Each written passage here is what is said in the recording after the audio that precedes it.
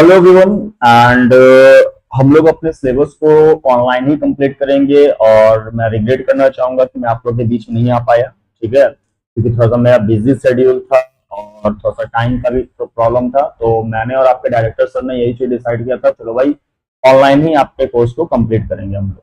ठीक है, तो हम लोग अपना पूरा जो कंटेंट रहेगा आप लोग को बेसिक टेंशन नहीं लेना है। यहाँ पे हम लोग हर चीज को समझेंगे सही से और आपको जो भी नोट्स चाहिए होगा आपको हैंड रिटन नोट्स या फिर प्रिंटेड नोट्स आपको प्रोवाइड कर दिया जाएगा पीडीएफ के फॉर्म में। ठीक है, तो कहीं भी अगर आपको कुछ प्रॉब्लम आता है समझने में तो आप कमेंट बॉक्स में आप कमेंट करोगे कि सर हमको ये चीज समझ में नहीं आया, आपको वापस से समझाने की उस चीज को कोशिश की जाएगी। तो आज हम लोग का डेमो क्लास है। बेसिकली आज हम लोग अपने सिस्टम को समझेंगे कि कैसे क्या करेंगे और क्या क्या काम हम लोग आगे कर सकते हैं। आपके तरफ से भी कुछ सजेशन अगर आएगा कि हाँ सर इसमें आप सही कीजिए तो हम लोग और उस चीज को अच्छे से कर पाएंगे। तो हम लोग अपने चैप्टर जो कि हमारा लाइफ प्रोसेस था, मैंने ऑफलाइन में कुछ कुछ बातें आप लोगों को पढ़ाई थी, बट उस चीज को कंटिन्यू नहीं कर पाए थे हम लोग और काफी दिन भी हो गया है। तो बेसिकली हम लोग यहाँ स्टार्टिंग से चलेंगे और हर चीज को सही से समझेंगे। अगर कहीं भी आपको प्रॉब्लम आती है कि सर ये चीज नहीं समझ में आया तो उस चीज के बारे में आप चैट बॉक्स में मुझे बता दोगे कि सर यहाँ पे आपको रिपीट करने की जरूरत है या यहाँ पे आपको समझ में नहीं आया है। ठीक है, तो हम लोग अपने चैप्टर को बेसिकली स्टार्ट करते हैं। तो सबसे पहला हमारे पास जो टॉपिक है उसका नाम है लाइफ प्रोसेस। अब लाइफ प्रोसेस बेसिकली होता क्या है, व्हाट इज लाइफ प्रोसेस? ध्यान दें, तो लाइफ प्रोसेस है क्या? तो सबसे पहले चीज ये आती है कि क्या हम लोग जिंदा हैं, क्या हम लोग जिंदा हैं, या फिर अगर जिंदा है तो हम कैसे अपने आप को साबित करेंगे कि हम लोग जिंदा हैं। तो जिंदा अपने आप को साबित करने के लिए कुछ बेसिक क्राइटेरिया है जिसको हम लोग देखते हैं, जिसके बाद हम लोग बताते हैं कि हाँ हम लोग जिंदा है या फिर मरे हुए। अब एक लिविंग, जैसे अगर बात करें एक लिविंग के बारे में और एक नॉन लिविंग के बारे में, ठीक है, एक लिविंग और एक नॉन लिविंग, इन दोनों के बीच में बेसिक डिफरेंस क्या है?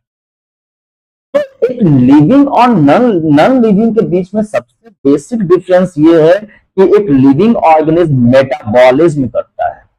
एक लिविंग ऑर्गेनिज्म क्या करेगा? तो वो मेटाबॉलिज्म करता है, वही एक नॉन लिविंग ऑर्गेनिज्म मेटाबॉलिज्म नहीं कर सकता। तो मेटाबॉलिज्म क्या होता है? तो मेटाबॉलिज्म बेसिकली वो कंप्लीट प्रोसेस है जिसके थ्रू हम लोग के बॉडी में हर काम हो। जैसे फॉर एग्जांपल हम लोग खाना खाते हैं। अब जब खाना खाते हैं हम लोग तो उस फूड का क्या होता है? डाइजेशन होता है, वो छोटे छोटे टुकड़ों में टूटता है और टूटने के बाद वो हमारे सेल तक पहुंचता है वो चीज। तो उस प्रोसेस को हम लोग क्या बोलते हैं? डाइजेशन। अब हम लोग जो भी खाना खा रहे हैं उसका डाइजेशन हो रहा तो उसको हम लोग क्या बोलेंगे? भाई ये एक मेटाबॉलिज्म है। अब खाना खाने के बाद वो पार्टिकल्स, हम फूड के पार्टिकल्स हमारे सेल के अंदर तक जा रहे हैं। तो सिंपल सी बात है, सेल के अंदर तक जाएंगे तो किसी के थ्रू जाएंगे। अब किसके थ्रू जाते हैं? वो तो ब्लड के थ्रू जाएंगे, यानी सिंपल सी बात है वहां पे क्या हो रहा है? सर्कुलेशन हो रहा है। अब हम लोग सांस लेते हैं, सांस छोड़ते हैं, तो वहां पे हम लोग क्या करें? ब्रीदिंग कर रहे हैं। तो ये जो कंप्लीट सेट ऑफ रिएक्शन हमारे बॉडी में हो रहा है इसी को हम लोग क्या बोलते हैं? मेटाबॉलिज्म। तो मेटाबॉलिज्म क्या है? तो मेटाबॉलिज्म को हम लोग कैसे डिफाइन कर सकते हैं? तो all chemical reaction takes place inside our body. तो जितने भी केमिकल रिएक्शंस हमारे बॉडी के अंदर हो रहे हैं उन्हीं को हम लोग क्या बोलते हैं? मेटाबॉलिज्म बोलते हैं। और मेटाबॉलिज्म आपका दो टाइप का होता है। एक को हम लोग बोलते हैं एनाबॉलिक या एनाबॉलिज्म और दूसरे को हम लोग बोलते हैं कैटाबॉलिज्म। अब एनाबॉलिक प्रोसेस और कैटाबॉलिक प्रोसेस क्या है? तो एनाबॉलिक का सिंपल सा मतलब होता है कि छोटे छोटे चीजों को का मिलके एक कॉम्प्लेक्स सब्सटेंस का फॉर्मेशन करना, उसको हम लोग क्या बोलते हैं? Anabolic process. और कैटाबॉलिक प्रोसेस क्या है? तो एक बड़ा कंपाउंड का छोटे छोटे पार्ट्स में ब्रेकडाउन होना, तो इसको हम लोग क्या बोलते हैं? आपका कैटाबॉलिक प्रोसेस। तो जितने भी केमिकल रिएक्शंस हमारे बॉडी में हो रहे हैं उन्हीं को हम लोग क्या बोलते हैं? Metabolic process. और एक ऑर्गेनिज को जिंदा रहने के लिए सबसे इंपॉर्टेंट चीज क्या है? तो सबसे इंपॉर्टेंट चीज है आपका, तो यहां पे मेटाबॉलिक प्रोसेस होता है। तो लाइफ प्रोसेस क्या है? तो लाइफ प्रोसेस वो कंप्लीट प्रोसेस है जिसके थ्रू कोई भी ऑर्गेनिज्म अपने आप को क्या करता है? तो अपने आप को जिंदा रखता है। तो हम लोग क्या बोलते हैं कि it is complete process of an living organism to being alive. जिंदा रहने के लिए वो सारा काम करना जो कि एक लिविंग ऑर्गेनिज्म करता है, उसी को हम लोग क्या बोलते हैं? तो उसी चीज को हम लोग बोलते हैं आपका क्या बोलते हैं? Life process. बोलो कोई दिक्कत? ठीक है। अब बहुत सारा लाइफ प्रोसेस में बहुत सारा काम होता है, जैसे कि हम लोग बोलते हैं ग्रोथ होता है। ठीक है। ग्रोथ के बाद लोकोमोशन होता है। लोकोमोशन के साथ साथ हम लोग बोलते हैं मूवमेंट हम लोग शो करते हैं। मूवमेंट के बाद हम लोग मेटाबॉलिक रिएक्शन देखते हैं। मेटाबॉलिक रिएक्शन के बाद हमारे पास रिप्रोडक्शन भी है। ठीक है। तो इन सभी चीजों को जो करेंगे उन लोग को हम लोग क्या बोलते हैं? लिविंग। बट इसमें कुछ कुछ चीजें हैं जो कि एक्सेप्शन है। जैसे फॉर एग्जांपल अगर हम लोग अपने एक्सेप्शन की बात करें तो ध्यान देना,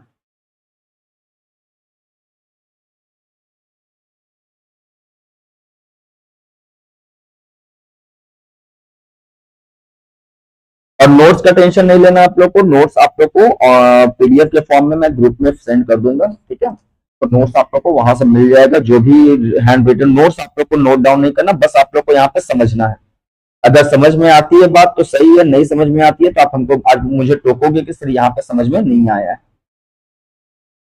चलो आगे बात करते हैं हम लोग थोड़ा सा क्या क्या एक्सेप्शन है। एक्सेप्शन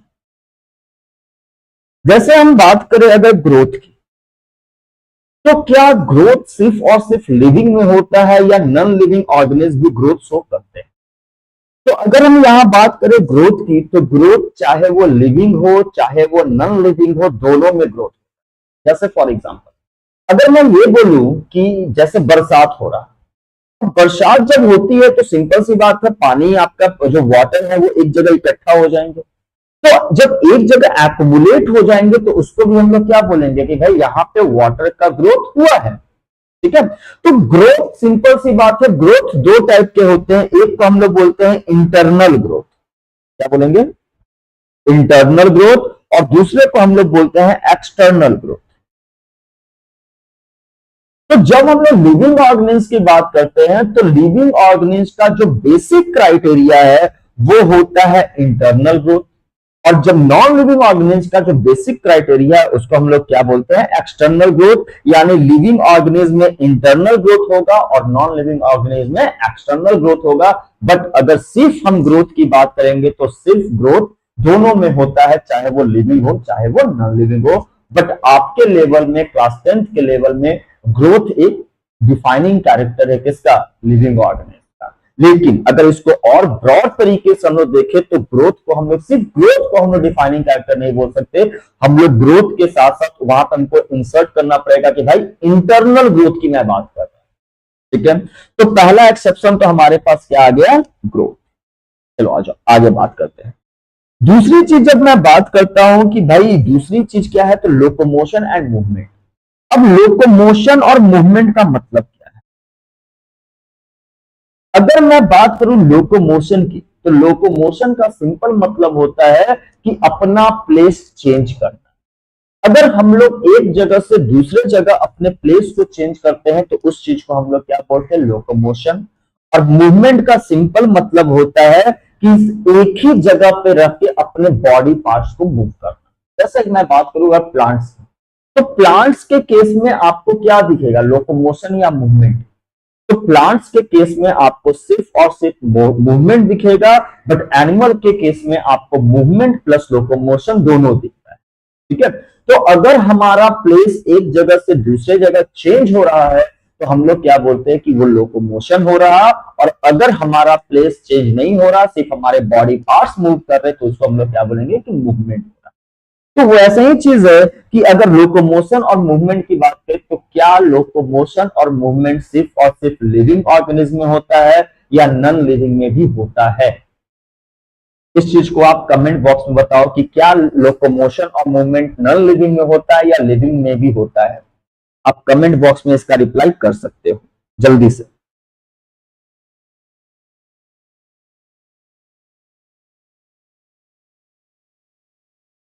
देखते हैं कितने लोग एक्टिव हैं। तो जल्दी से बताओ कि क्या नॉन लिविंग में भी आपका ये होता है लोकोमोशन और मूवमेंट या फिर सिर्फ लिविंग में ही होता है?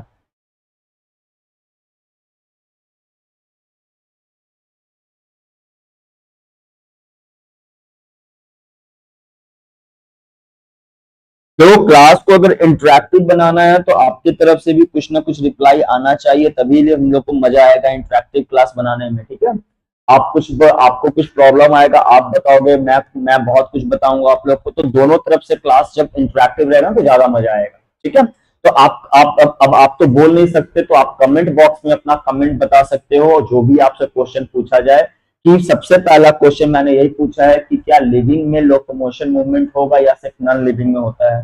जल्दी से आप कमेंट करो।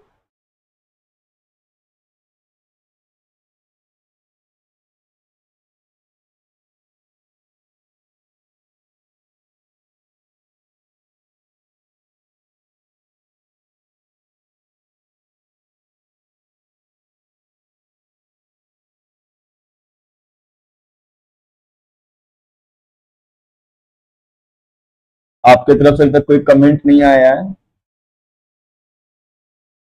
तो चलो मैं ही इसको देखता हूं। ध्यान देना, अगर हम बात करें लिविंग और नॉन लिविंग में, तो याद करो अपना बचपन। हम लोग बचपन में क्या करते थे, जैसे मान लो किसी कुत्ते को देख लेते थे तो पत्थर उठा के उसको मारते थे। ठीक है, अब पत्थर उठा के जब हम लोग मारे हैं तो वहां पे क्या हुआ है, जो पत्थर था उसका लोकेशन चेंज हुआ, वो एक प्लेस से दूसरे प्लेस पे गया। गया है कि नहीं गया है? तो सिंपल सी बात है, यहां पे पत्थर का प्लेस चेंज हुआ, यानी पत्थर भी क्या कर रहा, लोकोमोशन कर रहा। बट डिफरेंस है दोनों के लोकोमोशन। अगर हम बात करें, अगर लिविंग ऑर्गेनिज के लोकोमोशन की बात करें, तो लिविंग ऑर्गेनिज का जो लोकोमोशन होता है वो इंटरनल फोर्स की वजह से होता है। बट एक नॉन लिविंग का जो आपका लोकोमोशन होगा, जो उसका प्लेस चेंज होगा, वो एक्सटर्नल फोर्स की वजह से। जैसे मान लो कि आपको घर से स्कूल जाना है, तो ऐसा थोड़ी है कि मम्मी पापा आपको मार मार के स्कूल पहुंचा रहे हैं, आप खुद से जा रहे हो स्कूल। ठीक है, आपको मार्केट जाना है तो उसके लिए एनर्जी कहां से आ रही है, इंटरनली एनर्जी आ रही है। ऐसा थोड़ी है कि कोई आपको धक्का मार मार के लेके जा रहा है। अगर धक्का मार मार के लेके जाएगा तो उसको हम लोग क्या बोलेंगे, एक्सटर्नल फोर्स से मूवमेंट हुआ है या लोकोमोशन हुआ है। बट यहां पे क्या हो रहा है कि हमारे इंटरनल फोर्स से ही जब आपका लोकोमोशन होता है, तो उस वो बेसिकली किस में होगा, तो लिविंग ऑर्गेनिज्म में होगा। और एक्सटर्नल फोर्स की वजह से लोकोमोशन किस में होता है, तो वो नॉन लिविंग ऑर्गेनिज्म की वजह से होता है।